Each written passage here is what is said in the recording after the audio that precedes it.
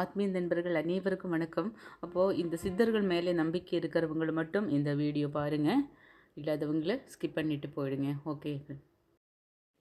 சித்தர்கள் மற்ற தெய்வ அவதாரங்கள் அத்தனை ஒவ்வொரு காரணத்துக்காக தான் இந்த சிவபெருமானால் இந்த பூமிக்கு அனுப்பப்பட்டவர்கள் தான்.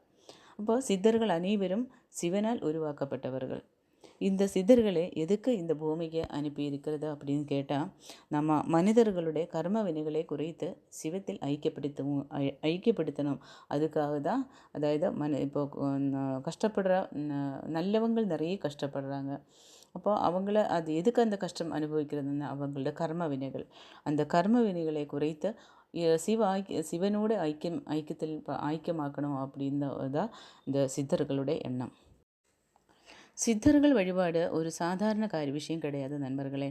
நம்ம கூப்பிட்டால் உடனே இறங்கி வந்து நம்மளுக்கு கருணை காட்டணும், இல்லை நம்ம கேட்டதெல்லாம் கொடுக்கணும் அப்படின்னு எல்லாம் இருக்கக்கூடாது. அப்படி இருக்கிறவங்களும் கிடையாது சித்தர்கள். நிறைய சோதிக்க தான் செய்வாங்க ஃபஸ்ட்டு. இப்போது ஒரு பரீட்சை ஹார்ட் ஒர்க்கு செய்து நல்லா பரீட்சை எழுதிய ஒரு ஆளால் தான் வெற்றி பெற முடியும். இப்போது பல சோதனைகளை தாண்டிகள் தான் இறையருள் கிடைக்கும். அதனால் சோதனை வரும்போது கவலைப்படக்கூடாது. சித்தர்கள் சோதிப்பார்கள். அந்த சோதனையோட முடிவில் அவங்கள நம்மளை கேட்டதெல்லாம் நம்மளுக்கு கொடுப்பாங்க. அது எப்படின்னா, நீதான் எனக்கு வேணும், எனக்கு வேறே ஆரையும் கிடையாது, நீதான் எனக்கு கருணை காட்ட வேண்டும், நீதான் எனக்கு வாழ்க்கைக்கு வெளிச்சம் கொடுக்க வேண்டும் அப்படின்னு சொல்லி ஒரு பிடிவாத குணத்தோடு நம்ம இருக்கணும். இப்போ நம்ம வாழ்க்கையில் வந்து எதெல்லாம் விஷயத்துக்கு நம்மளோட பிடிவாதமாக இருக்குது, எனக்கு அது வேணும் அப்படின்னு சொல்லி நம்ம எப்படியெல்லாம் முயற்சி பண்ணோம். ஏன் அப்புறம் இறையறிவுள் வேணும் அப்படின்னு ஒரு விஷயத்தில் வரும்போது மட்டும் நீங்கள் அதுக்கு என்னோடய மற்ற வேலையெல்லாம் முடிச்சுட்டு நான் பண்ணுறேன், எனக்கு கொடுத்துடு அப்படின்னு சொல்லும்போது அது கிடைக்குமா உங்களுக்கு? அதுக்காக இப்போ ஒரு விஷயம் உங்களுக்கு வேணும், இந்த லௌகிக ஜீவிதத்தில் வந்து உங்களுக்கு ஒரு விஷயம் வேணும் அப்படின்னு வரும்போது நீங்கள் எவ்வளோ முயற்சி, எவ்வளோ எஃபர்ட் எடுக்கும் அதுக்கு. ஒரு வேளை உங்களுக்கு அது கிடைச்சாலும் கிடைக்கும்.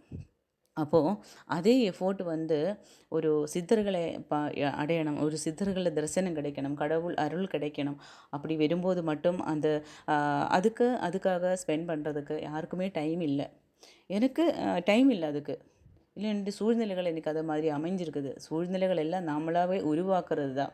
எல்லாமே நம்ம மனசு தான். நம்ம மனசு நினைச்சால் சாதிக்காத எந்த ஒரு விஷயம் இந்த உலகத்தில் கிடையாது நண்பர்களே. நம்ம அது வேணுமா வேண்டாமா, அதை மனசு நினச்சா மட்டும்தான் நம்மளுக்கு அது கிடைக்கும், கிடைக்காமல் போகும். அப்போது நான் என்ன சொல்ல வரேன்னா, உங்களுக்கு சித்தர்களை பார்க்கணும் அப்படின்னு நீங்கள் ஆசைப்பட்டால் நீங்கள் சாமி கும்பிட்டுட்டு சித்தர்கள் அப்படியே அந்த உருவத்திலே வந்து உங்கள் முன்னாடி வந்து நிற்கும் அப்படின்னு எல்லாம் நீங்கள் நினைக்காதீங்க. இந்த இயற்கையில் ஒவ்வொரு உயிரினத்திൻ്റെ உருவத்திலும் எந்த உயிரினத்தில் நம்ம முன்னாடி வந்து காட்சி கொடுக்கும்னு நமக்கு சொல்ல முடியாது. பல்லி, பட்டாம்பூச்சி, கருவண்டு, கருங்குளவி, மெயினாக இந்த மாதிரியெல்லாம் உயிரினங்கள் தான் இந்த சித்தர்கள் வந்து காட்சி கொடுப்பாங்க.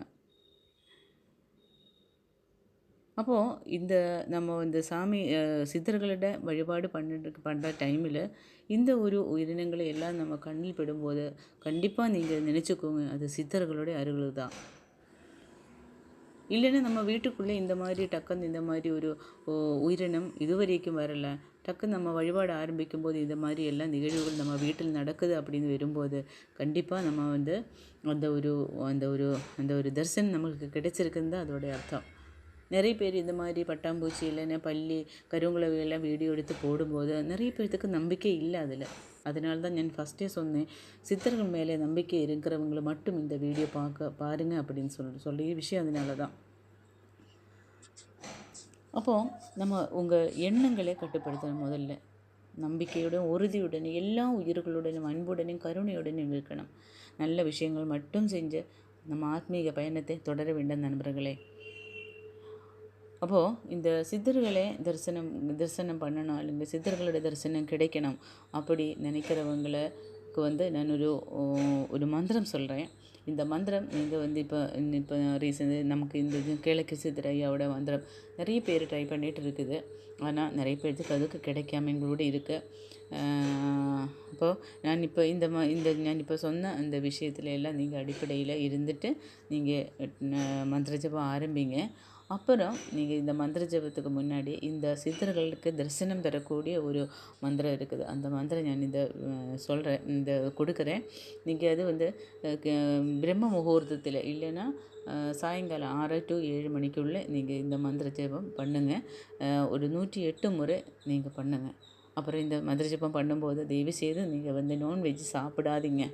நீங்கள் எவ்வளோ இப்போ ஒரு வாரம் நீங்கள் ஒரு 7 நாள் நீங்கள் வந்து மந்திர ஜபம் பண்ணுறதுக்கு முடிவு பண்ணிச்சு, இல்லைன்னா 28 நாள் இல்லை 21 நாள் மந்திர ஜபம் பண்ணுறதுக்கு நீங்கள் முடிவு பண்ணி சொன்னால் அத்தனை நாளும் நீங்கள் வந்து நான்வெஜ் கொஞ்சம் அவாய்ட் பண்ணுங்கள். அந்த நான்வெஜ் அவாய்ட் பண்ணிவிட்டு நீங்கள் வந்து மந்திர ஜபத்துக்கு உட்காருங்க. கண்டிப்பாக உங்களுக்கு வந்து அருள் கிடைக்கும். அது வந்து பாப புண்ணிய கணக்கெல்லாம் நான் அதெல்லாம் சொல்லலை, நீங்கள் சாப்பிட வேண்டாம்னு சொல்லலை.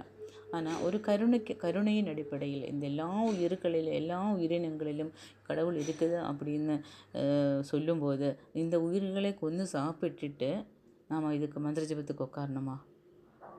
ஐயா, சித்தர்கள் அதை ஒத்துக்க மாட்டேன் நண்பர்களே. அதனால் நீங்கள் 7 நாளா 21 நாளா 48 நாளா அது வரைக்கும் நீங்கள் நான்வெஜ் அவாய்ட் பண்ணுங்கள். அப்புறம் நீங்கள் வந்து இந்த மந்திர ஜபத்துக்கு உட்காருங்க. அப்புறம் இந்த ஒரு வரி மந்திரம் நீங்கள் டெய்லி பிரம்ம முகூர்த்தத்தில் இல்லைன்னா சாயங்கால டைமில் நீங்கள் ஜெபம் பண்ணுங்கள். 108 முறை ஜெபம் பண்ணுங்கள். எல்லாம் சுத்த பத்தத்தோடையும் இது பண்ணுங்கள். கண்டிப்பாக உங்களுக்கு சித்தர்களுடைய தரிசனம் கண்டிப்பாக கிடைக்கும். அப்போ சித்தர்களே பார்க்கணும், சித்தர்களோட தரிசனம் கிடைக்கணும் அப்படி ஆசைப்படுறவங்கள மட்டும் இந்த மந்திரத்தை சொல்லுங்கள். நான் சொன்ன முறையில் சொல்லுங்கள்.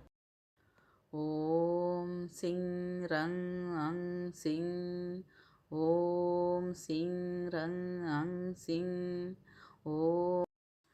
இதேபோல் 108 முறை சொல்லுங்கள். கிழக்கு முகமாக உட்காந்து சொல்லணும். இந்த மந்திரம் வெறும் தரையில் உட்காரக்கூடாதுங்க. ஏதோ விரிப்பு போட்டு அதன் மேலே உட்கார சுத்தபத்தமாக நீங்கள் இந்த மந்திரத்தை 108 முறை காலையில் பிரம்ம முகூர்த்தத்தில் இல்லைன்னா சாயங்கால டைமில் 6 to 7 மணிக்குள்ளே இந்த மந்திரத்தை நீங்கள் ஜபம் பண்ணுங்கள். கண்டிப்பாக உங்களுக்கு அதுக்கப்புறம் இந்த கேளிக்கை சித்தரையோட மந்திரம் நீங்கள் ஜபம் ஆரம்பிங்க. கண்டிப்பாக சித்தர் வந்துடுங்க. நன்றி, வணக்கம், வாழ்க வளமுடன்.